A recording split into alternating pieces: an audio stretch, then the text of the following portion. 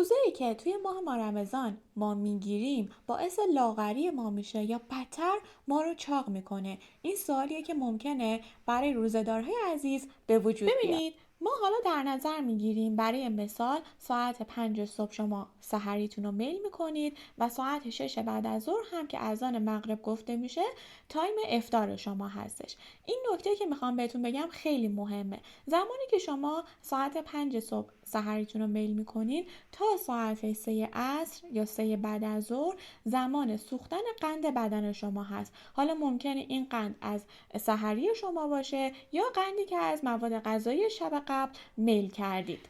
و بعد از اون ساعت، یعنی از ساعت 3 بعد از ظهر تا ساعت 6 که افطار شما هست، بدن شما وارد فاز چربی سوزی میشه، چون انسولین در پایین ترین حد خودش قرار داره و بدن شما مجبور میشه که وارد فاز چربی سوزی میشه. پس اینجا خیلی مهمه که شما در زمان افطارتون، وعده اول افطارتون، چه مواد غذایی رو مصرف کنید که این مواد غذایی باعث بالا رفتن قند خون شما نشه و به یک بار انسولین ترشح نکنه. و ما باید سعی کنیم مواد غذایی رو مصرف کنیم که کمترین میزان قند و کربوهیدرات رو داشته باشن که به یک باره همونطور که گفتم قند خونتون بالا نره و انسولین زیادی تو بدنتون ترشح نشه و بعد از اون دچار ریزه‌خواری های شدید نشید. من یه لیست از مواد غذایی رو براتون تهیه کردم که شما میتونید به عنوان اولین وعده غذای افطارتون مصرف کنید که کمترین میزان قند رو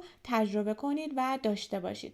این لیست رو اگر میخواید داشته باشید میتونید کلمه رمضان رو برام زیر همین پست کامنت کنید تا تو دایرکت براتون ارسال کنم.